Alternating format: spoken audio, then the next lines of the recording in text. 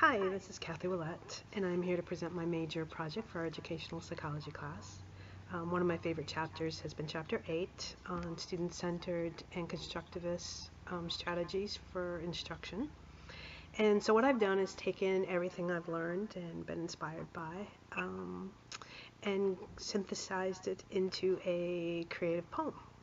And so with a little inspiration from Edgar Allan Poe, who we just recently studied in my 8th grade English class, I would like to present my original creation called The Constructivists.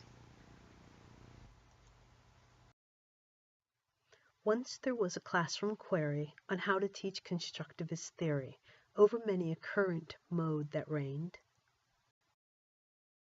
Traditions had it teacher-centered, knowledge poured into empty vessels, with lifeless textbooks on rigid trestles dormant with the facts to learn. Each student would be tested on the figures they had bested, until the mind, too congested, released them from their urn, quite likely to forget them, never want or yearn them, most probably never to return evermore. Then along came constructivist thinkers who experimented and tinkered with ideas of how children learn to learn. Piaget said knowledge progresses, is assimilated and adapted in 4 logical stages along the way. In agreement with Vygotsky, as a rock of both their philosophies, was that social interaction held exponential sway. Let children solve problems whose answers are outside of their current development zone.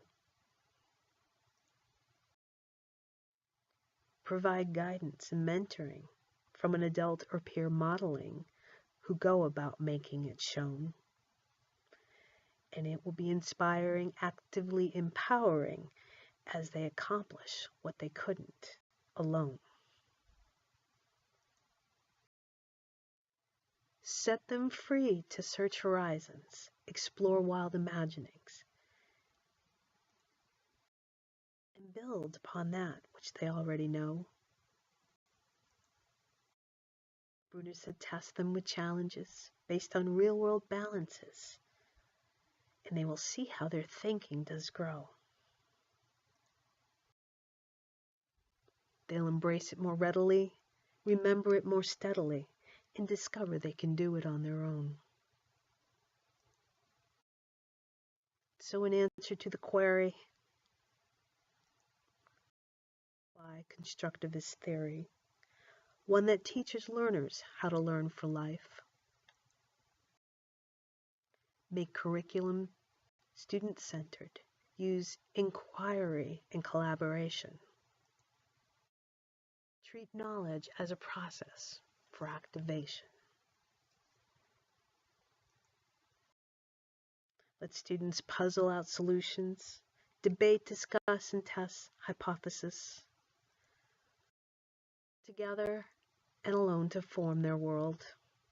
Make predictions and analysis, create and think about relationships. Nurture natural curiosity and find connections on their own. Then it's certainly quite likely knowledge will stick inside more tightly, and they'll construct a lifelong love of learning evermore. Yes, it's certainly more likely they'll develop a philosophy and a knowledge of how to learn forevermore.